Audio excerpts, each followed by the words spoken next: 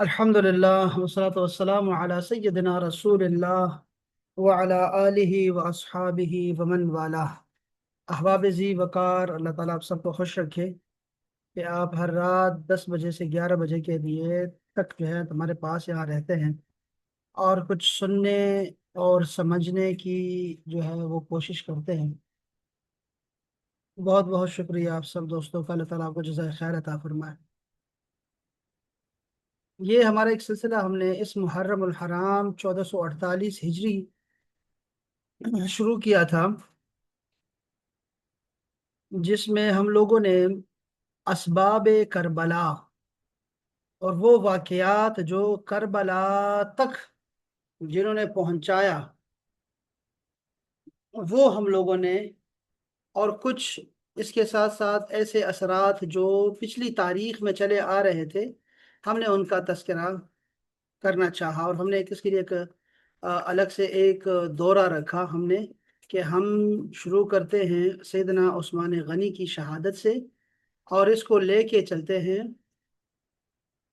کہاں تک، جہاں پہ سیدنا امام حسین علیہ السلام جو ہے وہ ان کی شہادت ہوتی ہے، اور اس کے بعد یزید پلید کا انجام کیا ہوا اور قاتلوں کا انجام کیا ہوا۔ تو اس میں کیا ہوا کہ بعض ساتھیوں نے کیا کہا پتہ ہے؟ بعض ساتھی کہہ رہے تھے کہ مہپارہ کو آواز آ رہی ہے کیا؟ مہپارہ آپ کو آواز آ رہی ہے میری؟ مجھے سلام نہیں سنا آپ کا بھی، پتہ نہیں آپ کے کنیکشن ٹھیک ہے کہ نہیں۔ کیا میری آواز آ رہی ہے مہپارہ آپ کو؟ ہاں نہیں آ رہی جی ہے؟ سر، کلیئر آواز آ رہی ہے آ رہی الحمدللہ۔ ہے، اچھا جی ٹھیک ہے، بہت اچھی بات۔ اچھا، ایک دوست نے پوچھا کہ یہ جو ہم محرم کا دوران ہے، تو ہم نے جو ہے اس کو شروع ہم نے سیدنا عثمان غنی سے کیوں کیا؟ اور اس کا میں جواب دے چکا تھا، لیکن مصیبت یہ ہوتی ہے کہ ہمارے لوگ جو ہے وہ ٹائٹل دیکھ کے ہی جو ہے نا وہ دور ہو گئے اور انہوں نے ہمارے لیکچر کو سنا ہی نہیں۔ ہم لوگ بہت متشدد ہیں، بہت سارے نا، ہم لوگ افراط اور تفریط کا شکار ہیں، جو میں نہیں چاہتا کہ آپ لوگ اس کا شکار ہوں۔ یعنی کہ آپ جو ہے نا اعتدال کے ساتھ رہیں۔ اس امت کی خوبصورتی جو ہے وہ اعتدال ہے، خوبصورتی اعتدال ہے اس امت کی۔ تو وہ ٹائٹل دیکھ کے ہی انہوں نے دیکھا نا کہ محرم ہے اور محرم میں عثمان غنی کا ذکر کیوں ہو رہا ہے، انہوں نے ہمارے لیکچر کو اٹینڈ کرنے سے انکار کر دیا، اور وہ اہل سنت والجماعت والے ہیں، ٹھیک ہے؟ تو کیا کریں اس کام کا، اس کا کیا کیا ہو سکتا ہے، اس کا کوئی حل ہے؟ تو یہ بہت غلط ہے، ایسا نہیں ہونا چاہیے تھا، ٹھیک ہے؟ ان کو سننا چاہیے تھا کہ ہم کیا کہہ رہے ہیں، ان کو ٹائٹل سمجھنا چاہیے تھا کہ ہم کیا کہنا چاہ رہے ہیں۔ ہم لوگ یہ چاہ رہے تھے کہ کربلا جیسے واقعات ہوتے کیوں ہیں امت میں، اور ہم نے کربلا کا واقعہ چھوڑ دیا محرم 9 محرم اور 10 محرم کے لیے چھوڑ دیا تھا۔ تو ہمارا مقصد جو ہے وہ قطعاً یہ نہیں تھا کہ ہم لوگ جو ہے کہیں اور واقعات میں، کوئی اور تاریخ میں پڑ جائیں محرم کے دنوں میں، ایسا نہیں تھا، بلکہ ہم محرم کے گرد ہی رہے، اور ہم نے یہی چاہا کہ ہم لوگ محرم کی بات کریں، کربلا کی بات کریں، اور ہم لوگ جو ہے وہ امام علیہ مقام کی شہادت کے واقعات، جو جتنے بھی واقعات ہیں پورا اس کو ہم سمجھیں صحیح طریقے سے۔ تو میں نے صرف اسباب کیا تھے اور وہ واقعات کیا تھے، بس وہ سمجھانے کی کوشش کی آپ لوگوں کو آسان الفاظ میں، جس کو غلط سمجھا گیا بھائی، اور انہوں نے کہا بھائی کہ یہ کیوں آپ نے صحابہ کا ذکر ساتھ کر دیا؟ اس لیے کہ آج کل ہم لوگوں نے دو دڑوں میں تقسیم ہو گئے بھائی امت۔ یہ ہمارے رسول جماعت کا ایسا نہیں تھا، ہم لوگ ایک ہی تھے، ہم نے ہر ایک کو اپنی جگہ دی ہوئی ہے، اور یہی اہل سنت جماعت کا یعنی ترہ امتیاز ہے۔ ہماری امتیازت یہی ہے، ہمارا امتیاز یہی ہے کہ ہم لوگوں نے قرآن کو قرآن کی جگہ دی، رسول کو رسول کی جگہ دی، صحابہ کو صحابہ کی، اہل بیت کو اہل بیت کی، اور تابعین اولیاء کو اپنی جگہ دی۔ تو وہ ناراض ہو گئے بھی کہ ہمیں کیا ہے کہ ہم لوگ تو صرف امام علی مقام کی بات ہی سننا چاہتے ہیں۔ یہ بہت غلط اپروچ بھی ہے ان واقعات کو سمجھنے کی۔ اس کی وجہ یہ ہے کہ آپ لوگوں کو دشمنوں کی بات بھی کرنی چاہیے، جیسے میں نے پہلے بھی آپ کو بہت دفعہ کہا، 2 3 طریقے سے ہم بات کو سمجھ سکتے ہیں اس بات کو، کہ دیکھیں آپ جب تک اسباب کو نہیں سمجھیں گے کہ کیا ہوا تھا، یہ واقعہ کیوں پیش آیا، یہ کون لوگ تھے تو ہم نے تو یہی دیکھا نا کہ عثمان غنی کی شہادت میں جو لوگ ملوث تھے وہاں سے یہ واقعہ چلا ہے، اور یہیں سے جو ہے سارا وہ جھگڑا چل پڑا، اور وہی جو ہے وہ کربلا کا جو ہے پھر وہ واقعہ رونما ہوا، اور ہم نے یہ سارا کچھ دیکھا۔ جنہوں نے خطابات سنے، جنہوں نے لیکچر اٹینڈ کیا، ان کو پتہ ہے اس بات کا کہ کیا واقعہ پیش آیا۔ ایک تو یہ تھا، دوسرا یہ تھا کہ اور کیا تھا؟ اور یہ تھا کہ حضرت امیر معاویہ کا جب نام آیا نا تو انہوں نے اس لیکچر کو سننے سے انکار کر دیا کہ ان کا نام کیوں لے لیا آپ نے، یہ تو جو ہے نا اس خرابی کی جڑ ہے، نعوذ باللہ۔ ٹھیک ہے، ان کا ذکر ہی نہیں کرنا چاہیے۔ اب میں پہلے تو یہ سمجھے کہ دشمن کو سمجھنا بہت لازمی ہوتا ہے آپ کو، یعنی میں نے آپ کو مثال دی تھی اس بات کی کہ ہمارے ہاں جو جلسے جلوس ہو رہے تھے نا فلسطین کے حق میں ہو رہے تھے، تو اس میں اسرائیل کا نام نہیں لینے دیتے تھے کہ اسرائیل کا نام نہیں لینا، آپ اس فلسطین کے حق میں رہیں اور ان کا ذکر کرتے رہیں، چرچا کرتے رہیں، لیکن یہ نہیں کہنا کہ اسرائیل مرد آباد اسرائیل، یہ چیزیں نہیں کہنی۔ اب یہاں کربلا میں آپ اگر صرف مناقب کو رکھیں گے، تعریفیں اور اہل بیت کی تعریف کریں گے، جو کہ ہم لوگوں نے کیا پچھلے سال، ہم لوگوں نے اگر آپ کو یاد ہوگا تو پچھلے سال ہم لوگوں نے صرف اہل بیت کی پہچان، اہل بیت کی محبت، اہل بیت کی مناقب، تعریف، قرآن میں، حدیث میں، تاریخ میں جہاں جہاں بھی ذکر ہوا تھا، ہم لوگوں نے ایک ایک اہل بیت کے فرد کو اٹھایا اور ہم نے ان کا جو ہے وہ ان کے مناقب بیان کیے تھے۔ ازواج مطہرات کو ہم نے صرف سیدہ خدیجہ الکبریٰ کو لیا تھا، اور چونکہ وہ ان اہل بیت کی نانی لگتی ہے نا جو ساتھ میں، تو وہ اس وجہ سے ہم نے ان کو خصوصی طور پہ لیا، اور حسنین کی وہ نانی ہے اس وجہ ہم نے ان کو خاص لیا، اور وہ سیدہ کائنات کی والدہ ہے تو ان کو ہم نے خاص لیا۔ پھر باقی ازواج مطہرات کو ہم لوگوں نے جو ہے وہ ایک ساتھ ذکر کیا، ان کے مناقب کو، تعریف کو، اور پھر ہم نے اس کے بعد پھر ہم نے ایک ایک کر کے ہم نے پھر بہت تفصیل کے ساتھ بہت ساری کتابوں سے، درجن سے زیادہ کتابیں تھیں جو میں نے آپ کو پڑھائی تھی پچھلے سال، یہ اہل بیت کی محبت میں اور ان کے مناقب اور تعریفات میں جتنی بھی چیزیں آئی ہوئی تھی۔ تو اس سال میرا یہ مقصد نہیں تھا کہ میں اس پہ چلوں، چونکہ پہلے تو بڑا دل دکھا ہوا تھا میرا یہ فلسطین کے واقعات پہ کہ ہم کیوں یزید کا ذکر نہ کریں، یزید کی ذکر ہونا چاہیے کہ اس نے کیوں کیا ایسا، پھر یہ سارا یہ جو پوری لڑی ہے پھر سب کا ذکر ہونا چاہیے۔ تو وہ اس لیے جو ہے لازمی تھا کہ ہم لوگ جو ہے تفصیل کے ساتھ ان کا ذکر کریں کہ یہ کہاں سے آئے تھے اور یہ کیوں اہل بیت کے دشمن ہو گئے تھے اور کیا وجہ تھی۔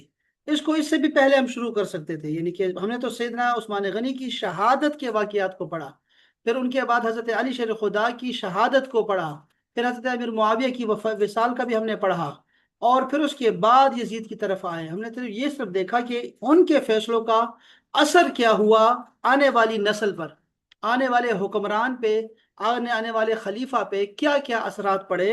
یہ بہت ضروری تھا ہمارا جاننا، اس چیز کو سمجھنا یہ بہت ضروری تھا۔ تو وہ ہمارے بعض ساتھی جو ہے وہ آئی ہی نہیں کلاس میں، انہوں نے دیکھا ہی نہیں کلاس میں، جھانکا ہی نہیں، اور انہوں نے کہا یہ نام کیوں دیا۔ پھر یہ ہوتا ہے کہ ہم شروع میں کچھ اور بات کر رہے ہوتے ہیں، آخر میں ہم کچھ اور بات کر رہے ہوتے ہیں، دو رخ دکھانے ہوتے ہیں آپ کو، تو وہ بھی نہیں سن پائے سارے کے سارے، تو انہوں نے کہا بھئی یہ کیوں آپ نے شروع کیا؟ تو ہم نے اس کی وجہ آپ کو بتائی کہ بھئی یہ آپ سمجھو بات کو کہ ہم نے اسباب کا، ہم نے اس وقت کا، اس سال کا ہمارا جو دورہ تھا یہ تھا کہ اسباب کربلا کیا تھے، بس اس کو سمجھنے کے لیے ہم لوگوں نے سارے واقعات کو پڑھا۔ پھر یہ تھا کہ امیر معاویہ کا ذکر کیوں آیا، اس پہ اعتراض تھا بھی ان کا ذکر کیوں آیا۔ دیکھیں تو وہ تو صحابی رسول ہیں، اہل سنت والجماعت کے نزدیک جو بندہ بھی رسول اللہ صلی اللہ علیہ وسلم کے ساتھ ایک لمحے کی بھی صحبت اختیار کرے ایمان کی حالت میں، اور پھر ایمان کی حالت میں دنیا سے چلے جائیں، کلمہ گو ہو، تو وہ صحابی رسول ہوتا ہے۔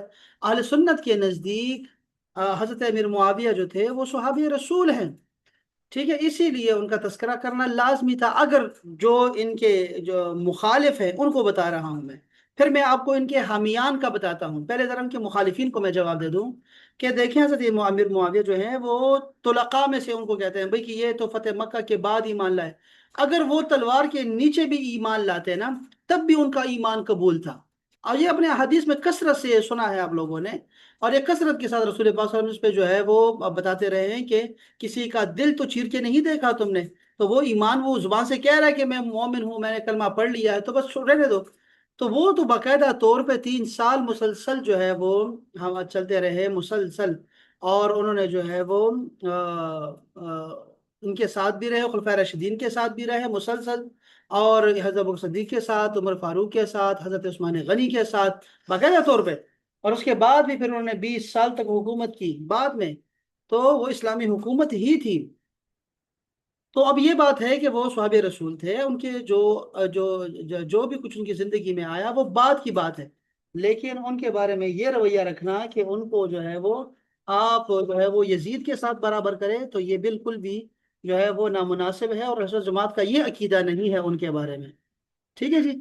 اور یہ چیز ذہن میں رکھیے گا، اہل سنت والجماعت کا عقیدہ یہ ہے کہ حضرت امیر معاویہ سے جو ہے وہ اخلاص تھا ان کے اندر، اور اخلاص کی وجہ سے انہوں نے کچھ فیصلے کیے جو کہ فیصلے غلط تھے ثابت ہوئے، اور وہ غلط تھے، اسی لیے جو ہے وہ غلطی پر تھے، ہم اس کو کہتے ہیں اجتہادی غلطی کہتے ہیں، کہ انہوں نے ایک رائے قائم کی اور اس کو لے کر چلے، اور وہ رائے جو تھی وہ غلط تھی، حق جو تھا وہ دوسری طرف تھا، حضرت علی کے ساتھ تھا، امام حسن کے ساتھ تھا، حسین کے ساتھ رہا ہے حق ہمیشہ، لیکن یہ ایک انہوں نے ایک رائے بنا لی تھی اور گروپ بنا لیا تھا اور وہ چلتے رہے، تو اسی لیے جو ہے ان کی غلطی کو اجتہادی غلطی کہہ دیتے ہیں، اور کہتے ہیں کف لسان رکھیں، خاموشی رکھیں ان کے بارے میں، کیا پتا وہ اگر صحابیت کے مقام پہ ہے، اور آپ چونکہ انبیاء کے بعد صحابہ ہوتے ہیں، تو اس لیے جو ہے آپ لوگوں نے ان کا ذکر جو ہے وہ خیر سے کیا کریں۔ تو چلے، اب یہ تو قصہ یہ تھا کہ وہ لوگ جو کہہ رہے تھے کہ بھئی ان کا ذکر نہیں ہونا چاہیے، اب میں یہ آپ کو بتاؤں کہ یہ تو ان کا تذکرہ تھا، سیما بھی آئی ہے، تو میں یہ آپ کو یہ بتایا کہ حضرت بن معاویہ جو تھے وہ تو تھے احسن جماعت کے نزدیک وہ صحابی ہیں، اور جو کچھ بھی ہوا ان سے وہ غلط تھا، لیکن پھر بھی جو ہے وہ غلطیاں بھی ہوئی ان سے، لیکن جو ہے وہ صحابیت کے مقام سے نیچے نہیں آئے، اور ان کا خاتمہ بالایمان ہوا ہے، اسی لیے ان کے خلاف بات کرنا وہ اس سے کف لسان رکھو، یعنی زبان کو بند رکھو۔ اب دوسری طرف وہ لوگ جو کہہ رہے ہیں کہ جو حامیان امیر معاویہ ہیں، یعنی کہ جو حضرت امیر معاویہ کو ہی جو ہے وہ فوقیت دیتے ہیں، اور ان دنوں میں آ کر بھی یعنی محرم کے دنوں میں بھی انہی کا تذکرہ کرنا چاہتے ہیں، اور ان کے قصیدے پڑھتے ہیں باقاعدہ طور پہ، اور ابھی آپ کو تو نہیں پتا چونکہ ہماری فیلڈ ہے، تو آپ فیس بک پہ جائیں گے تو وہاں پہ پورے پورے نا دلائل دیتے ہیں ان کے اور یزید کے حق میں، اور بار بار لکھیں گے امیر المومنین یزید، اور امیر المومنین امیر معاویہ، اور پتہ نہیں کیا کیا القابات سے یاد کرتے ہوتے ہیں، اور خلافت یہ سیاست معاویہ زندہ باد کے نعرے لگاتے ہیں، یہ سب جو ہے یہ اہل سنت والجماعت کے خلاف ہے، مکمل طور پہ، مکمل طور پہ، چونکہ حضرت امیر معاویہ غلطی پر تھے، وہ تو نے تو خروج کیا تھا، بغاوت کی تھی اسلامی حکومت کے خلاف، حضرت علی شیر خدا کے خلاف، انہوں نے باقاعدہ طور پہ اپنا شروع کر دیا تھا خلافت کا سلسلہ، اور انہوں نے جو ہے وہاں پہ حکومت قائم کر دی دمشق میں، شام میں، تو یہ تو امیر المومنین حضرت علی شیر خدا جو کہ مسلمانوں کے خلیفہ تھے ان کے خلاف بغاوت شروع کر دی تھی، اور حضرت علی شیر خدا جو تھے ان کے بارے میں تو رسول پاک صلی اللہ علیہ وسلم نے ارشاد فرمایا جس کا میں مولا ہوں علی اس کا مولا ہے، یعنی یہی مولا ہے، مولا کا مطلب آقا ہوتا ہے، سردار ہوتا ہے، جسے ہم کہتے ہیں انت مولانا فانصرنا علی القوم الکافرین، اللہ کو کہتے ہیں کہ تو یہ ہمارا مالک ہے، وہی مولا ہے، اس طرح ہم مذہب کے امام کو بھی کہتے ہیں مولانا، تو مولا کے بہت سارے معنی میں ایک معنی یہ بھی ہے نا آقا اور مولا، تو آقا تو وہ کیسے انکار کر سکتے تھے، ان سے ہٹ گئے، اور دوسری بات یہ تھی کہ حضرت علی سے بغض رکھنا بھی منافقت کی علامت ہے، اور حضرت امیر معاویہ تو باقاعدہ طور پہ تلوار اٹھائی اور باقاعدہ طور پہ کتنے ہزار صحابہ کو شہید کیا اس چکر میں، تو کیا موقف تھا ان کا؟ موقف صرف اتنا تھا، ایک ہی موقف تھا ان کا، یعنی جو بظاہر ہے وہ کیا تھا بظاہر، وہ یہی تھا، یہ چونکہ ہم لوگ تاریخ کو پڑھ رہے ہیں، اسٹوڈنٹ کے ہیں اس لیے پڑھ رہے ہیں، عام تذکروں میں یہ نہیں ہونا چاہیے، بحث و مباحثہ میں یہ باتیں نہیں ہونی چاہیے، بالکل بھی نہیں ہونی چاہیے، بلکہ وہی جو میں نے کہا کف لسان ہے تو کف لسان ہے، یعنی کہ زبان کو بند رکھے، ان واقعات میں نہیں پڑھنا چاہیے، حق جو تھا وہ حضرت علی شیر خدا کے پاس ہی ہے، انہی کے قصیدے گائیں، انہی کے مناقب پڑھتے رہیں، ان کی تعریفات کرتے جائیں، لیکن امیر معاویہ کو ان کے لیے چپ کر جائیں، بس کچھ نہ بولے، ورنہ تو بے ادبی ہی بے ادبی ہے، آپ کوئی بھی کتاب کھولیں گے نا، کوئی بھی کتاب تاریخ کی کھولیں گے، وہ ملامت جو ہے وہ حضرت امیر معاویہ کو کر رہے ہوں گے اور ان کے بچوں کو کر رہے ہوں گے، مسلسل آپ کوئی بھی کتاب سنت اہل سنت جماعت کی نکالیں، شیعوں کی نہیں، اہل سنت کی کتابوں کو نکال کے دیکھ لیں آپ، ہر کوئی ان کو ملامت کرے گا چونکہ انہوں نے کام ہی ایسا کیا ملامتی والا، تو وہ تو کوئی ان کو اچھا نہیں کہے گا. دو میجر کام انہوں نے غلط کیے: اپنی خلافت کو شروع کر دیا اسلامی حکومت کے خلاف، اور دوسرا یزید کو جانشین بنا دیا، اور پھر ان کے لیے گلی گلی شہر شہر جا کر اور جو ہے ان سے لوگوں سے بیعت لے رہے ہیں کہ یزید کو ہی ماننا، یزید کو ہی ماننا. یہ صرف فیصلہ نہیں دیا بلکہ 4-5 سال مسلسل لگے رہے کہ بھئی لوگ یزید کی بات ماننا، یزید بڑا اچھا ہے، یزید بہت اچھا ہے، یزید کے لیے لگے رہے. اور یزید خبیث تھا، پلید تھا انتہائی، اور اس نے 3 سال حکومت کی، اور اس میں تو مسلمانوں کا انہوں نے بالکل جو ہے نا تباہی پھیر دی انہوں نے. اور وہ بھی کون سے مسلمان؟ جو مدینہ پاک کے مسلمان تھے، ان کی بے ادبی اور بے گستاخی تک وہ جو ہے نا ان کے پہنچ گئے تھے، اور قتل و غارت تک انہوں نے کیا. اور یہ ساری اہل سنت کی کتابیں ساری بھری پڑی ہیں. تو اسی لیے کیا کہ اگر یہ واقعات آپ کو کھول کھول کے بتائے جائیں تو یہ اصل جماعت کا شیوا نہیں ہے، بولنا نہیں ہے ان کے بس. تو یہ کہاں سے آ گیا کہ آپ لوگ جو ہے وہ امیر معاویہ کے جو ہے قصیدے پڑھنا شروع کر دے، اور ان کے جو ہے ان کے بچوں کے قصیدے پڑھے، اور کہ بھائی یزید بڑا ٹھیک تھا، اور وہ ٹھیک تھا، اس کو پتہ نہیں تھا وہ کیا ہو گیا. وہ یزید گندا تھا، کتا تھا، خبیث تھا، فاجر تھا، فاسق تھا، کذاب تھا. اس کا تو دین اسلام پہ ایمان ہی نہیں تھا سرے سے اس کا. تو وہ الگ سے چیپٹر ہے اس کا، الگ چیپٹر اس کا چل رہا ہے، اس کے ساتھ اس کو کمپیئر نہ کرے کریں. تو کبھی بھی اہل بیت کے مقابلے میں ان لوگوں کو نہیں لا سکتا. یعنی کہ یہ جو لوگ تھے جو کہ فتح مکہ کے بعد مسلمان ہوئے ہیں، یہ 11ویں درجے کے مسلمان ہیں. ان سے پہلے وہ جو اولین ہیں، جو مہاجرین ہیں، سابقون ہیں، وہ لوگ ہیں سب سے پہلے. تو ان کے مقابلے میں ان کو کیسے لے کے آ سکتے ہیں؟ ان کے مقابلے میں تو مدینے والے بھی نہیں آتے. مدینہ کے جو لوگ تھے وہ بھی نہیں آتے مہاجرین سابقون الاولون کے مقابلے میں. تو آپ کیسے ان لوگوں کو لے کے آتے ہیں جو کہ فتح مکہ کے بعد جو ہے وہ مسلمان ہوئے ہیں؟ تو اس لیے کبھی بھی ان کا مقابلہ نہ کیا کریں، کبھی بھی ان کا مقابلہ آپس میں نہ کروائیں، کبھی بھی نہیں. وہ جو حق تھا، سچ تھا، وہ اہل بیت کے ساتھ ہی رہا ہے، مسلسل ان کے ساتھ رہا ہے. ایک تو یہ تھا کہ حضرت مروان، تو یہ ساری چیزیں آپ ذہن میں رکھیے گا. یہ ساری اس لیے ہم نے ڈسکس کرنا چاہا کہ دیکھیں جو پوائنٹ لے کے اٹھے تھے حضرت امیر معاویہ، کیا پوائنٹ تھا ان کا کہ بھئی قصاص لیں. حضرت علی کو نہیں ماننا، میں نے حسن کو نہیں ماننا. کیوں نہیں ماننا؟ قصاص لیں، سب سے پہلے قصاص لیں. کس سے قصاص لیں؟ عثمان غنی کے جو ہے قصاص لیں. اب وہ سارا ماحول ایسا تھا کہ جگہ جگہ پر جو ہے وہ سارے لوگ بکھرے تھے، اور انہوں نے کام ایسے کیے تھے حضرت عثمان غنی نے کہ جن پہ اعتراض اٹھا، اور وہ تو عام لوگ تو آواز اٹھا سکتے ہیں اس پہ. تو اس پہ بھی وہ بہت عجیب سی تاریخ ہے. اگر آپ وہ پڑھیں گے عثمان غنی کی شہادت کا جو اس سے پہلے جو واقعات تھے کہ کیوں لوگ جو ہے وہ ناراض ہوئے ان سے، تو آپ وہ پڑھیں گے تو پھر آپ کہیں گے یار یہ کیوں کیا انہوں نے، یہ تو بہت عجیب سا کام نے کر دیا. کہ حضرت ابوبکر صدیق اور حضرت عمر فاروق کے لگائے ہوئے جو خلیفہ ہوتے تھے، جو ان کے گورنر ہوتے تھے، ان کو ہٹوا دیا انہوں نے، اور وہاں پہ بنو امیہ کے لوگ لگا دیے. اسی پہ تو اعتراض تھا مصر والوں کا کہ یہ کیوں، اور اسی کو جو ہے دشمنوں نے اٹھایا اس بات کو. تو یہ سارے واقعات اگر آپ پڑھیں گے تو پھر آپ کہیں گے یار بس چپ رہنا ہی بہتر ہے یار، اللہ کے حوالے کر دو. تو دفاع میں کبھی نہیں آنا چاہیے، کبھی بھی نہیں. یزید کی صفوں میں نہ کھڑے ہوا کریں کبھی بھی نہیں، اور نہ ہی ان لوگوں کے ساتھ کھڑے ہوں کبھی بھی نہیں. حق جو تھا وہ انہی کے ساتھ تھا، انہی کے ساتھ ہمیشہ رہا کرے، انہی کے چرچے کرے، انہی کی باتیں سنیں اور وہی کرتے رہیں. ان لوگوں کے پاس حق نہیں تھا کچھ بھی کرنے کا. ذہن میں رکھیے گا کچھ چیزیں ایسی ہوتی ہیں جو جائز دکھائی دیتی ہیں لیکن وہ ناجائز ہوتی ہیں. بہت ساری چیزیں ایسی ہوتی ہیں، گھروں میں ہوتی ہیں، آپ کے اپنے گھر میں ہوتی ہیں. بیٹا باپ سے بغاوت کر دے، آپ کہیں گے وہ یہ صحیح کہہ رہا ہے. بیٹا کیسے صحیح کہہ سکتا ہے؟ باپ صحیح کہہ رہا ہے جو کہہ رہا ہے. تو یہ بہت سارے اس میں مسائل ہیں، بہت سارے مسائل ہیں. اسی لیے یہاں پہ کف لسان کا حکم تھا کہ یہاں پہ خاموشی رکھیں. تو فتنہ کیا اٹھا کہ اب لوگوں نے جو ہے صحابہ کو اہل بیت کے مقابلے میں لا کے کھڑا کرنا شروع کر دیا. اہل بیت خود صحابہ ہیں، اور وہ رسول اللہ کا خون بھی ہے. رسول اللہ نے ان کو خاص جو ہے نا ان کو فوقیت دی اہل بیت کو.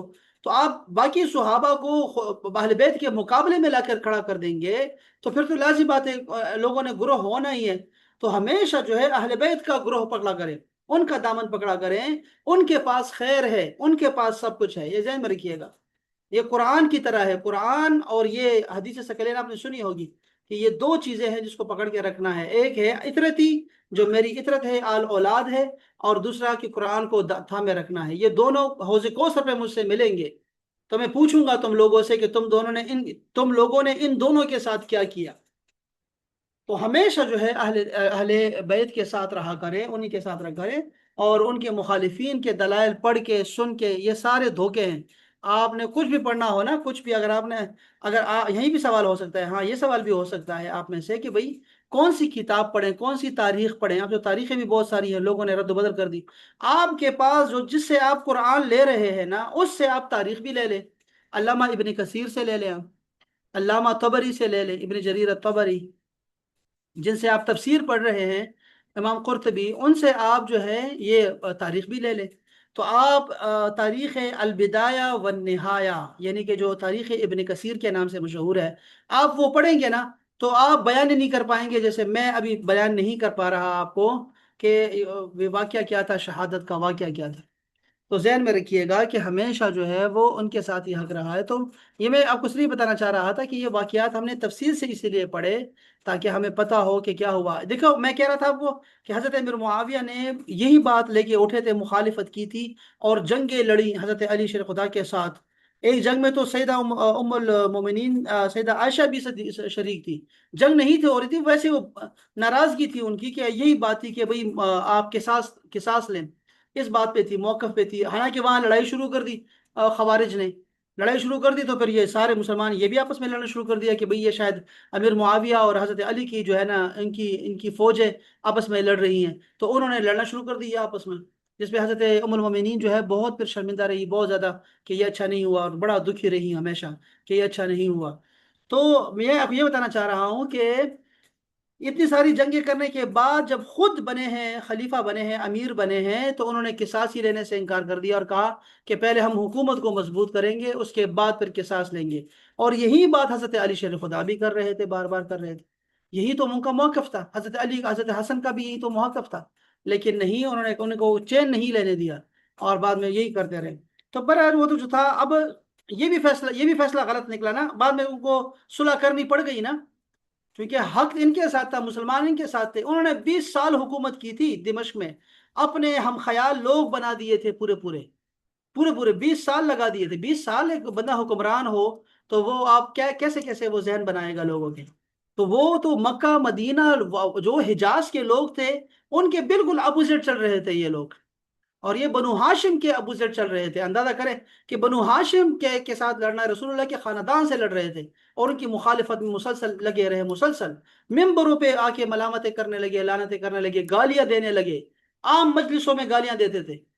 تو یعنی یہ حالت تھی کہ انہوں نے بنو امیہ اور بنو ہاشم کی لڑائی اس کو بنا دیا تھا، جو کہ مسلمانوں کے لیے بہت زیادہ دکھ کی بات تھی مسلسل۔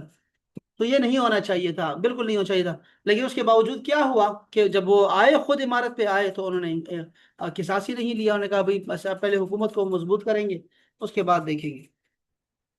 تو ہمیشہ نا، آپ ہمیشہ جب بھی دیکھا کرو تو اہل بیت کے ساتھ رہو، اور یہ سفینہ نوح ہے واقعی کہ یہ حضرت نوح علیہ السلام کی کشتی ہے، اہل بیت ان کے ساتھ رہا کرو، یہی جو ہے اہل بیت جو ہے، یہی ہمیں بچائیں گے طوفانوں سے اور مصائب سے، اور یہ جو قیامت کا دن ہے اور جنت ہے، یہ سب انہی کا ہے، ذہن میں رکھو۔ یزید نے کیا دینا ہے؟ یزید تو اس کا تو ایمان ہی نہیں تھا۔ ابھی ایک ہم اس پہ بھی لیکچر دیں گے کہ یزید جو تھا وہ کافر تھا، لعین تھا کہ نہیں تھا، اس کی شخصیت کو بھی جان سکتے ہیں۔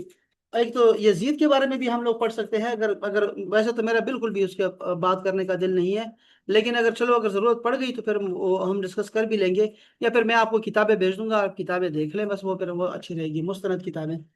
اور دوسرا یہ ہو سکتا ہے، اور دوسرا میں یہ بھی تھا، میں آج کہہ رہا تھا اقرا سے کہ ہمیں جو ہے شیطان کو بھی پڑھنا ہے۔ یہ میں مہپارا کو بھی بتا دوں، مہپارا اپنے اس کو میں نا لکھ لیں اپنے پلان میں نا، کہ ہم لوگوں نے شیطان کو بھی پڑھنا ہے، کہ شیطان جو تھا وہ اس کی شخصیت کو اور اس کے حملوں کو اور اس کے وار کیسے کیا کیا ہوتے ہیں، وہ ہمیں ضرور پہچان، تو اپنے دشمنوں کو ضرور پہچاننا چاہیے، تبھی آپ اس کے شر سے بچ سکتے ہیں۔ تو یہ یزید خبیث تھا جس نے یہ واقعہ جو ہے وہ رونما کیا، اور اس خبیث کی اجازت سے ہی ہوا، اور اس کے حکم پہ ہوا سارا کچھ۔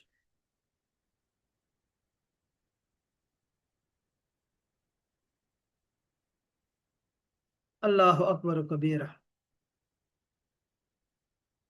تو آپ لوگ پتہ کیا کریں، کبھی بھی یہ جو ہے نا، یہ زیادہ جو تقریریں کرتے ہوتے ہیں نا، رونے والی، رلانے والی، یا بہت زیادہ جو ہے وہ ان تقریروں پہ نہ جائیں۔ آپ تو اسٹوڈنٹس ہیں، تو آپ لوگ چاہیے کہ آپ جو ہے وہ باقاعدہ طور پہ مستند چیزیں پڑھا کریں، مستند چیزیں پڑھا کریں، اور اس سے پھر اندازہ ہوگا آپ کو ان چیزوں کا، ٹھیک ہے؟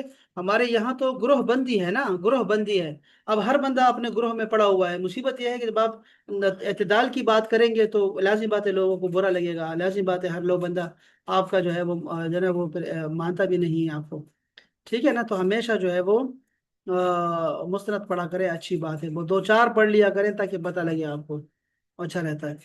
میں ان دنوں میں جو ہے وہ بڑا اچھا مجھے لگا یہ جو ہے نا ان کا مولانا اسحاق صاحب کا، حالانکہ وہ سلفی وہابی ہیں، لیکن ان کا جو یہ جو تحقیق ان کی ہے نا کربلا پہ، وہ بڑی زبردست قسم کی، بڑی مستند ان کی تحقیق ہے، یہ جو ہے نا کربلا کے واقعات پہ، تاریخ پہ، بلکہ ساری تاریخی ان کی تاریخ آپ مولانا اسحاق کو شاید آپ جانتے ہوں، نہیں جانتے تو میں آپ کو ان کا ایک کلپ وغیرہ بھیج دوں گا تاکہ آپ کو پہچان ہو جائے ان کی۔ اگرچہ وہ وہابی تھے لیکن سارے سنی ان سے محبت کرتے تھے، کہ بڑے بے باک اور بڑے دلیر قسم کے انسان تھے، اور بڑی تحقیق والے انسان تھے، بہت تحقیق والے، وہ نہیں رہے اس طرح کے لوگ نا، اور ان کا بھی انتقال ہو گیا ہے، تو ان کی تحقیق بڑی زبردست ہے، وہ پڑھیں۔ یہ باقی اصل میں کیا ہے، وہ کوئی دیوبندی ہے تو وہ نہیں چاہتا کہ اپنے جو ہے وہ اسلاف کے جو ان کے قائدین نے مشائخ نے کہا ہے ان کے خلاف نہیں جانا چاہتے۔ ہمارے یہاں پہ دوسرے جو ہمارے سنت جماعت کے ہیں، یہ بھی اپنے مدارس کے، اپنے شیخوں کے خلاف نہیں جانا چاہتے، ٹھیک ہے، کسی بھی موقف میں، یعنی وہ پھر پڑھنا بھی نہیں چاہتے کچھ اور، نہ ہی کچھ سننا چاہتے ہوتے ہیں۔ یہ بھی ایک اب عجیب سا ماحول بن گیا ہے یہاں پاکستان کا نا۔ پھر اس کے مقابلے میں پھر وہ لوگ آ گئے جو کسی شیخ کو مانتے نہیں سرے سے، کسی تاریخ کو ہی نہیں مانتے سرے سے، وہ بھی اب عجیب قسم کے لوگ ہیں۔ اہل سنت جماعت کا عقیدہ نہیں پڑھتے، اپنا عقیدہ پہلے پڑھ لو، پھر دوسروں کو عقیدہ پڑھتے رہنا، لیکن وہ ہمارے ہاں ہے نہیں سرے سے، کیا کریں، یہ بڑی بہت کمزوری ہے ہمارے یہاں۔ تو میں یہ چاہ رہا تھا کہ آج آپ کو جو ہے وہ یہ شہادت کے بعد کے واقعات جو تھے وہ بیان کروں آپ کو، لیکن اتنا زیادہ وہ مشکل ہے بتانا کہ بنانا کہ میں وہ بتا بھی نہیں سکتا آپ لوگوں کو۔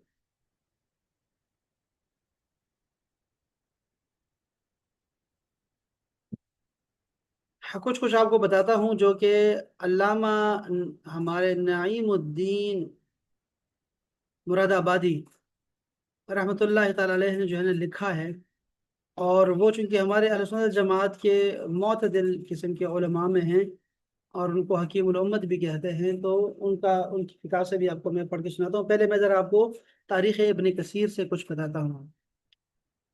فرماتے ہیں کہ یہ چیپٹر جو ہے یہ شہادت کا ہے، کہ حضرت امام حسین 10 محرم 61 ہجری کو بروز جمعہ شہید ہوئے، ٹھیک ہے، 10 محرم ہے، عاشورے کا دن ہے، 61 ہجری ہے، اور بروز جمعہ آپ کی شہادت ہوئی۔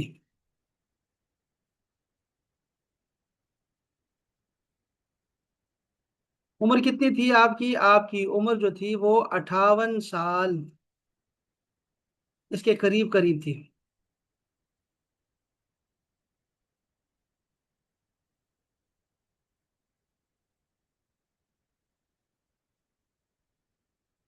آپ کی عمر بعض نے جو ہے وہ 56 سال لکھی، 5 ماہ اور 5 دن، 56 سال، بعض نے 53 بھی بتایا ہے۔ لیکن ہمارے جب ہم لوگ سیدنا امام حسین کا تذکرہ پڑھتے ہیں نا تو ہمارے ذہن میں ایک چھوٹا بچہ رہتا ہے، اس لیے کہ آپ کی عمر 6 سال کے قریب تھی جب رسول پاک صلی اللہ علیہ وسلم کا وصال ہوا ہے، تو اس لیے ہمارے ذہن میں وہ حدیثیں ساری کی ساری جو ہے وہ رچی بسی ہے، تو ہم آپ کو چھوٹا بچہ سمجھتے ہیں، لیکن آپ کی عمر مبارک جو تھی وہ 53 سے 58 سال کے درمیان تھی جب آپ کا جو ہے وہ انتقال ہوا ہے اور شہادت ہوئی۔ اللہ اکبر کبیر۔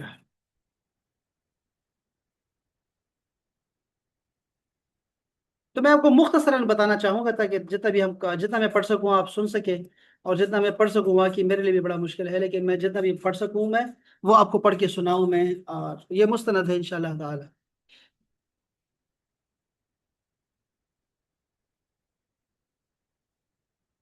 یہ جو کربلا کا واقعہ ہوا ہے، سیدنا امام علی مقام کی شہادت ہوئی ہے، اس واقعے سے رسول اللہ صلی اللہ علیہ وسلم کو شدید رنج اور اذیت ملی، جس کی بنا پر علماء کرام نے یزید کو کافر کہا، کہ رسول اللہ کو تکلیف دینا یہ کفر ہے، اسی لیے یزید کو جو ہے وہ کافر کہا، کہ آپ نے رسول اللہ کو تکلیف دی ہے، اور آپ کے قلب مبارک کو جو صدمہ ہوا اندازہ اور قیاس سے باہر ہے۔ امام احمد نے اپنی مسند اور امام بیہقی نے بھی اپنی سنن میں حضرت عبداللہ ابن عباس سے روایت کیا کہ ایک روز دوپہر کے وقت حضور اقدس صلی اللہ علیہ وسلم کی زیارت سے خواب میں مشرف ہوا۔ اب یہ واقعہ سنیں کہ عبداللہ ابن عباس کیا کر رہے ہیں، خواب دیکھ رہے ہیں۔ میں نے دیکھا کہ سنبلے معمبر و گیسوئے معطر بکھرے ہوئے اور غبار آلود ہے، یعنی رسول اللہ کریم کے سر مبارک کے بال کیا ہیں، غبار آلود اور بکھرے ہوئے ہیں۔ دست مبارک میں ایک خون بھرا شیشہ ہے۔ یہ حال دیکھ کر دل بے چین ہو گیا۔ میں نے عرض کیا، اے آقا، میں آپ کی قربان فدا کا ابی و امی یا رسول اللہ، یہ کیا حال ہے؟ آپ نے فرمایا کہ حسین اور ان کے رفیقوں کا خون ہے، میں اسے آج صبح سے اٹھاتا رہا ہوں، یعنی خون کو اٹھاتا رہا ہوں۔ حضرت عبداللہ ابن عباس فرماتے ہیں کہ میں نے اس تاریخ اور وقت کو یاد رکھا کہ میں نے یہ خواب کب دیکھا، اور جب خبر آئی تو معلوم ہوا کہ حضرت امام علی مقام اسی وقت شہید کیے گئے تھے۔ امام حاکم نے بیہقی میں یہ روایت کی کہ امام سیدہ ام سلمہ رضی اللہ تعالی عنہ سے ایک روایت یہ بھی جو ہے وہ آئی ہوئی ہے، انہوں نے بھی اسی طرح حضور صلی اللہ علیہ وسلم کو خواب میں دیکھا کہ آپ کے سر مبارک اور ریش اقدس پر گرد و غبار ہے۔ عرض کیا کہ یا رسول اللہ، یہ کیا حال ہے؟ فرمایا، ابھی امام حسین کے مقتل میں گیا تھا، یہ اسی وجہ سے سارا گرد و غبار ہے اور یہ خون ہے۔ امام بیہقی ابو نعیم نے بھی روایت کیا ہے کہ جب حضرت امام حسین شہید کیے گئے تو آسمان سے خون برسا، صبح کو ہمارے مٹکے، گھڑے اور تمام برتن خون سے بھرے ہوئے تھے۔ اسی طرح امام بیہقی و ابو نعیم نے زہری سے روایت کیا ہے کہ حضرت امام حسین جس روز شہید کیے گئے اس روز بیت المقدس میں جو پتھر بھی اٹھایا جاتا تھا اس کے نیچے تازہ خون پایا جاتا تھا۔ یار اہل جماعت کی کتابیں ہیں، یاد رکھیں یہ ساری کی ساری۔ امام بیہقی نے ام حبان سے روایت کیا ہے کہ حضرت امام حسین کی شہادت کے دن اندھیرا ہو گیا اور 3 روز کامل اندھیرا رہا۔ جس شخص نے منہ پر زعفران ملا اس کا منہ جل گیا اور بیت المقدس کے پتھروں کے نیچے سے خون پایا گیا۔ اسی طرح یزید کے لشکریوں نے لشکر امام میں ایک اونٹ پایا اور امام کی شہادت کے روز اس کو ذبح کیا اور پکایا تو اندر کیا ہوا، اس طرح کڑوا ہو گیا کہ اس کو کوئی بھی نہیں کھا سکا۔ اسی طرح ابو نعیم نے سفیان سے روایت کیا ہے کہ مجھ کو میری دادی نے خبر دی کہ حضرت امام کی شہادت کے دن میں نے دیکھا کہ درس یعنی قسم راکھ ہو گیا اور گوشت آگ ہو گیا۔ امام بیہقی نے یہ بھی روایت کیا ہے کہ میں حضرت امام حسین کی شہادت کے زمانے میں جوان لڑکی تھی۔ یہ علی بن مسہر کے جو ہے ان کی دادی سی روایت ہے۔ میں جوان لڑکی تھی، کئی روز آسمان رویا لیکن آسمان سے خون برسا، پانی نہیں۔ بعض مورخین نے یہ بھی لکھا ہے کہ 7 روز تک آسمان خوب رویا، اس کے اثر سے دیواریں اور عمارتیں رنگین ہو گئی اور جو کپڑا اس سے رنگین ہوا اس کی سرخی پرزے پرزے ہونے تک نہ گئی۔ اچھا، ابو نعیم نے یہ بھی روایت کیا ہے کہ جنہوں نے نوحہ کیا امام حسین کی شہادت پہ، یہ واقعہ بھی بڑا مشہور ہے۔ یہ جس کو آپ دیکھیں گے حیران یہ ہو جائیں گے کہ یہ ہمارے علامہ ابن کثیر نے اس کو روایت کیا، پھر کیا کریں گے؟ یہ اور بہت سارے ائمہ نے ہمارے جو ہمارے امام ہیں سنت جماعت کے، انہوں نے اس کو روایت کیا۔ بہت سارے نوحے جو ہے نا، نوحے وہ جو ہے باقاعدہ طور پہ ہماری کتابوں میں لکھے ہوئے ہیں۔ یہ ابو نعیم نے روایت کیا ہے کہ ام المومنین حضرت ام سلمہ نے فرمایا کہ میں نے حضور سید عالم کی وفات کے بعد سے سوائے آج کبھی جنوں کو نوحہ کرتے اور روتے نہ سنا تھا، مگر آج سنا تو میں نے جانا کہ میرا فرزند حسین شہید ہو گیا ہے۔ میں نے اپنی لونڈی کو باہر بھیج کر خبر منگائی تو معلوم ہوا کہ حضرت امام شہید ہو گئے ہیں۔ جن اس نوحے کے ساتھ زاری کر رہے تھے، کچھ شعر بھی انہوں نے لکھے ہیں باقاعدہ طور پر۔ اللہ اکبر۔ ابن عساکر نے منہال سے روایت کیا ہے، وہ کہتے ہیں کہ واللہ میں نے بچشم خود دیکھا کہ جب سر مبارک امام حسین کو لوگ نیزے پر لیے جاتے تھے اس وقت میں دمشق میں تھا، سر مبارک کے سامنے ایک شخص سورہ کہف پڑھ رہا تھا، اور جب یہ آیت آئی کہ اصحاب کہف اور رقیب ہماری نشانیوں میں سے عجب تھے، کیا عجب تھے، ہاں، اس وقت اللہ تعالیٰ نے سر مبارک کو گویائی دی، بزبان فصیح آپ نے فرمایا کہ اعجب من اصحاب الکہف قتلی و حملی، اصحاب کہف سے زیادہ حیران کن تو میرا قتل اور میرے سر کو لیے پھرنا ہے، یہ زیادہ عجیب ہے۔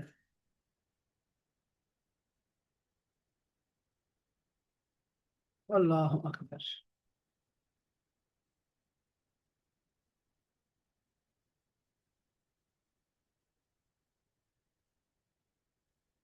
اچھا چلیں اب یہ آگے چلتے ہیں، تاکہ میں اس کو آگے پڑھنا چاہتا ہوں کہ غرض زمین و آسمان میں ایک ماتم بپا تھا، تمام دنیا رنج و غم میں گرفتار تھی۔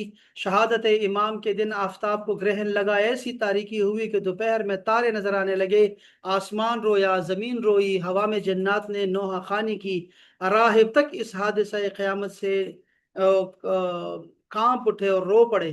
فرزند رسول جگر گوشہ بطول سردار قریش امام حسین کا سر مبارک ابن زیاد متکبر کے سامنے تشت میں رکھا گیا، اور وہ فرعون کی طرح مسند تکبر پر بیٹھا۔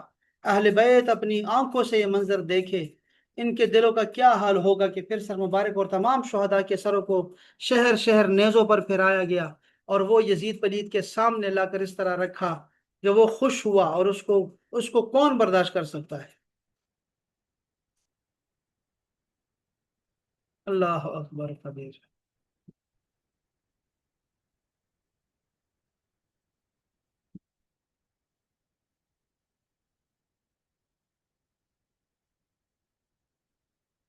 دفع کرو یار، دفع کرو، یہ سارے بہت زیادہ عجیب سے واقعات ہیں یار۔ میں آپ کو صرف بس وہ آپ کو نا اس کو ذرا خلاصہ کر کے میں آپ اس کو بند کر رہا ہوں یار، انشاءاللہ اس کو کریں گے پھر، انشاءاللہ کسی اللہ کرے گا اگلے سال کر لیں گے انشاءاللہ تعالی، بقید حیات رہے تو انشاءاللہ۔ حضرت امام حسین کا وجود مبارک یزید کی بے قیدیوں کے لیے ایک زبردست محتسب ہے۔ وہ جانتا تھا کہ آپ کے زمانے مبارک میں اس کو بے مہاری کا موقع میسر نہیں آئے گا، یعنی امام حسین اگر ہوتے تو یزید کبھی بھی یہ سارے کچھ نہ کر پاتا، تو اسی لیے تو ہاتھ رسے سے ہٹانا ہی تھا، لازمی بات ہے۔ اس کی کجروی اور گمراہی پر حضرت امام صبر نہ فرمائیں گے، یہ اس کو پتا تھا، اس کو نظر آتا تھا کہ امام جیسا دیندار اور تازیان تعزیر ہر وقت اس کے سر پر گھوم رہا تھا، اسی وجہ سے وہ اور بھی زیادہ حضرت امام کے جان کا دشمن تھا، اسی لیے حضرت امام کی شہادت اس کے لیے باعث مسرت تھی۔ حضرت امام کا سایہ اٹھنا تھا، یزید کھل کھیلا، اور انواع اور اقسام کے معاصی گناہوں کی گرم بازاری ہو گئی، زنا، لواطت، حرام کاری، بھائی بہن کا نکاح، سود، شراب دھڑلے سے رائج ہو گیا، نمازوں کی پابندی اٹھ گئی، تمرد اور سرکشی انتہا کو پہنچ گئی۔ شیطنت نے یہاں تک زور کیا کہ مسلم بن عقبہ کو 12,000 یا 20,000 کا لشکر گران لے کر مدینہ کی طرف چڑھائی کے لیے بھیجا۔ یہ 63 کا واقعہ ہے، یاد رکھیں۔ اس نے کیا کیا، جب دیکھا نا یہ جب واپس گئے ہیں نا، یہ جو قافلہ تھا اہل بیت کا، جب یہ واپس مدینہ پاک پہنچا نا، تو وہاں پر لوگوں نے پھر یزید کی بیعت کو توڑ دیا، جن لوگوں نے کیا تھا نا، جو ڈرتے تھے، وہ بھی کھل کے سامنے آ گئے، ان سب نے توڑ دیا۔ مکہ میں والوں نے بھی توڑ دی، بیعت کو توڑ دیا، انہوں نے کہا یہ بندہ بڑا خبیث ہے اور یہ قاتل، یہ مسلمان ہو ہی نہیں سکتا، مسلمان ہی نہیں ہو سکتا یہ بندہ۔ تو انہوں نے جب توڑا ہے تو یہ پھر اس کے بعد یہ کیا کہ یہ ابن عقبہ کو یزید نے بھیجا ہے 20,000 کا لشکر دے کے کہ جاؤ مدینہ پر حملہ کر دو۔ اب اس نامراد لشکر نے مدینہ طیبہ میں وہ طوفان بپا کیا کہ العظمت للہ، کہ الامان، قتل و غارت اور طرح طرح کے مظالم ہمسایگان رسول اللہ پر کیے اس نے، وہاں کے ساکنین کے گھر لوٹ لیے، 700 صحابہ کرام کو شہید کیا، اور دوسرے عام باشندے ملا کر 10,000 سے زیادہ کو شہید کیا، لڑکوں کو قید کر لیا، ایسی ایسی بدتمیزیاں کی جن کا ذکر کرنا ناگوار ہے۔ مسجد نبوی شریف کے ستونوں میں گھوڑے باندھے گئے، 3 دن تک مسجد شریف میں لوگ نماز سے مشرف نہ ہو سکے، صرف حضرت سعید ابن مسیب مجنون بن کر وہیں حاضر رہے۔ حضرت عبداللہ ابن حنزلہ ابن غسیل نے فرمایا کہ یزیدیوں کے ناشائستہ حرکات اس حد تک پہنچی کہ ہمیں اندیشہ ہونے لگا کہ ان کی بدکاریوں کی وجہ سے کہیں آسمان سے پتھر نہ برس پڑے۔ پھر یہ لشکر شرارت اس نے کیا کیا، مکہ مکرمہ کی طرف روانہ ہو گیا۔ راستے میں یہ امیر لشکر مر گیا، دفع ہو گیا، اور دوسرا شخص اس کا قائم مقام بن گیا۔ مکہ معظمہ پہنچ کر ان بے دینوں نے منجنیق سے سنگ باری کی، یعنی کہ پتھروں کو رکھتے تھے ایک بڑے سے آلے میں، اور پتھروں کو دور تک وہ جو ہے وہ پھینکا کرتا تھا۔ اس سنگ باری سے حرم شریف کا صحن جو مبارک تھا وہ پتھروں سے بھر گیا، اور مسجد حرام کے ستون ٹوٹ پڑے۔ کعبہ مقدسہ کے غلاف شریف اور چھت کو ان بے دینوں نے جلا دیا۔ اسی چھت پر اس دمبے کے سینگ بھی تبرک کے طور پر محفوظ تھے جو سیدنا حضرت اسماعیل کے فدیہ میں قربانی کیا گیا تھا، وہ بھی جل گئے۔ کعبہ مقدسہ کئی روز تک بے لباس رہا، اور وہاں کے باشندے سخت مصیبت میں مبتلا رہے۔ آخر کار یزید پلید کو اللہ تعالیٰ نے ہلاک فرمایا، اور وہ بد نصیب 3 برس 7 مہینے تخت حکومت پر شیطنت کر کے 15 ربیع الاول 64 ہجری کو جس روز اس پلید کے حکم سے کعبہ معظمہ کی بے حرمتی ہوئی تھی، شہر حمص یعنی ملک شام میں 39 برس کی عمر میں ہلاک ہو گیا، دفع ہو گیا، 39 سال کی عمر میں۔ ہنوز قتال جاری تھا، یزید ناپاک کی ہلاکت کی خبر پہنچی۔ حضرت عبداللہ بن زبیر نے ندا فرمائی، اہل شام، تمہارا طاغوت ہلاک ہو گیا۔ یہ سن کر وہ لوگ ذلیل و خوار ہوئے، اور لوگ ان پر ٹوٹ پڑے، اور وہ گروہ ناحق وہ خائب اور خاسر ہوا۔ اہل مکہ کو ان کے شر سے نجات ملی۔ اہل حجاز، یمن و عراق، خراسان نے حضرت عبداللہ بن زبیر کے دست مبارک پر بیعت کی، اور اہل مصر نے شام والوں نے بھی معاویہ بن یزید کے ہاتھ پر ربیع الاول 64 میں بیعت کی۔ یہ معاویہ اگرچہ یزید پلید کی اولاد سے ہی تھا، مگر آدمی نیک تھا اور صالح تھا۔ یزید کا بیٹا جو تھا نا، اس کا نام معاویہ تھا، معاویہ، اور وہ اچھا آدمی تھا۔ اس نے جب دیکھا نا کہ یہ اہل بیت کے خون سے رنگا ہوا ہے، اس نے کیا ہی نہیں، اس نے حکومت ہی نہیں کی، اس نے کہا میں نہیں کروں گا، یہ میں نہیں بیٹھوں گا اس پہ۔ تو باپ کے ناپاک افعال کو وہ بہت برا سمجھتا تھا، اور جب وہ یہ کچھ واقعہ ہوا تو وہ آیا، اور اس نے تقریباً 47 دن بھی حکومت نہیں کی، اور 21 سال کی عمر میں وہ فوت ہو گیا۔ آخر وقت میں اس نے کہا کہ کسی کو خلیفہ کرے۔ اس نے جواب دیا کہ میں نے خلافت میں کوئی حلاوت نہیں پائی، میں اس تلخی میں کسی دوسرے کو کیسے مبتلا کروں۔ معاویہ بن یزید کے انتقال کے بعد اہل مصر اور شام نے بھی عبداللہ بن زبیر کی بیعت کی۔ پھر مروان بن حکم نے خروج کیا۔ اب یہ دیکھیں، مروان اٹھایا، اور اس کو شام اور مصر پر قبضہ حاصل ہوا۔ اندازہ کریں، پھر یہ مروان آیا، یہ خبیث، اور 65 ہجری میں اس کا انتقال ہوا۔ اس کی جگہ اس کا بیٹا عبد الملک اس کا قائم مقام بنا۔ عبد الملک کے عہد میں مختار بن عبید ثقفی نے عمر بن سعد کو بلایا، اور ابن سعد کا بیٹا حفص حاضر ہوا۔ مختار نے دریافت کیا، تیرا باپ کہاں ہے؟ کہنے لگا وہ خلوت نشین ہو گیا ہے، گھر سے باہر نکلتا نہیں۔ اس پر مختار نے کہا، اب وہ رے کی حکومت کہاں ہے جس کی چاہت میں فرزند رسول سے بے وفائی کی تھی؟ اب کیوں اس سے دستبردار ہو کر گھر بیٹھ گیا ہے؟ حضرت امام کے شہادت کے روز کیوں خانہ نشین نہیں ہوا؟ اب اس کے میرا موبائل اس کے بعد یہ ہوا،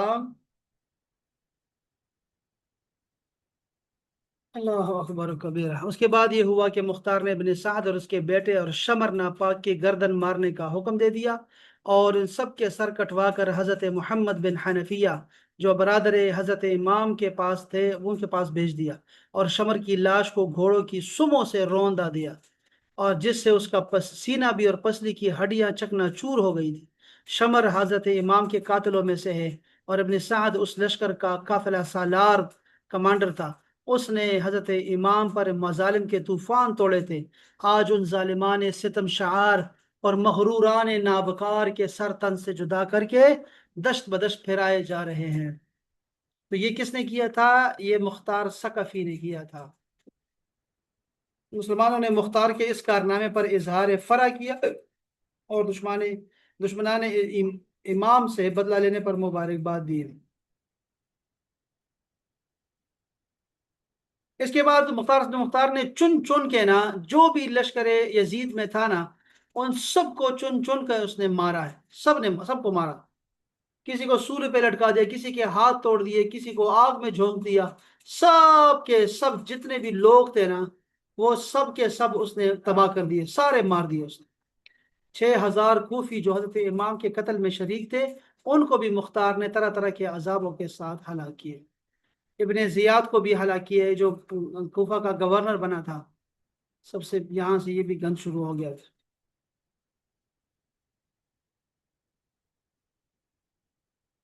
اب یہ ترمذی شریف کی حدیث پاک ہے، ترمذی شریف کی صحیح حدیث شریف ہے کہ جس وقت ابن زیاد اور اس کے سرداروں کے سر مختار کے سامنے لا کر رکھے گئے تو ایک بڑا سانپ نمودار ہوا، جس کی ہیبت سے لوگ ڈر گئے، اور وہ تمام سروں پر پھرا۔ جب عبید اللہ ابن زیاد کے سر کے پاس پہنچا تو اس کے نتنے میں گھس گیا اور تھوڑی دیر ٹھہر کر اس کے منہ سے نکلا۔ اس طرح 3 بار سانپ اس کے سر کے اندر داخل ہوا اور غائب ہو گیا۔ یاد رکھیں یہ ترمذی شریف کی حدیث پاک ہے، صحیح ستہ میں۔ ابن زیاد، ابن سعد، شمر، قیس، خولی، سنان، عبداللہ بن قیس، یزید بن مالک، تمام لوگ بدبخت ترین لوگ ہیں جنہوں نے حضرت امام حسین کو شہید کیا، مل ملا کے سب نے۔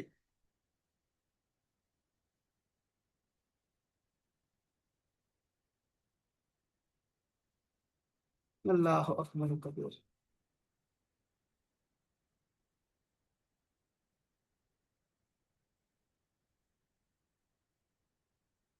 چلے پھر انشاءاللہ طبیعت تو ٹھیک ہوگی نا انشاءاللہ، پھر یہ ہم یہ واقعات مزید پھر پڑھیں گے، اس کو دوبارہ سے میں شاید آپ کو دوبارہ سے بناؤں، اور یہ شاید اگر ہم پڑھ سکیں اس کو تو اچھا رہے گا، لیکن یہ بڑا مشکل ہے یار، مشکل تاریخ۔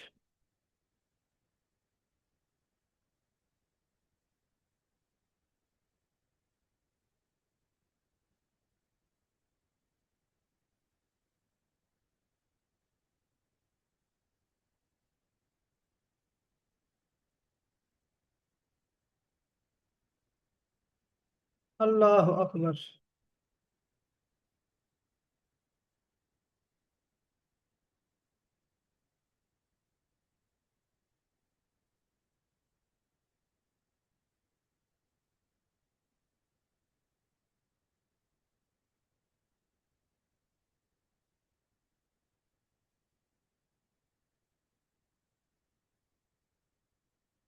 اللہ اکبر، چلو چھوڑے اس کو یار، یہ مسئلے کو اس کو ہم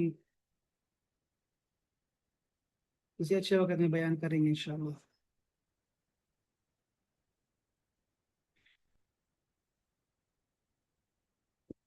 آپ کے ذہن میں کوئی بات ہے؟ اب آپ تو بتائیں مجھے ذرا، یہ واقعات جو ہے نا، یہ تو نہیں کرے جاتی۔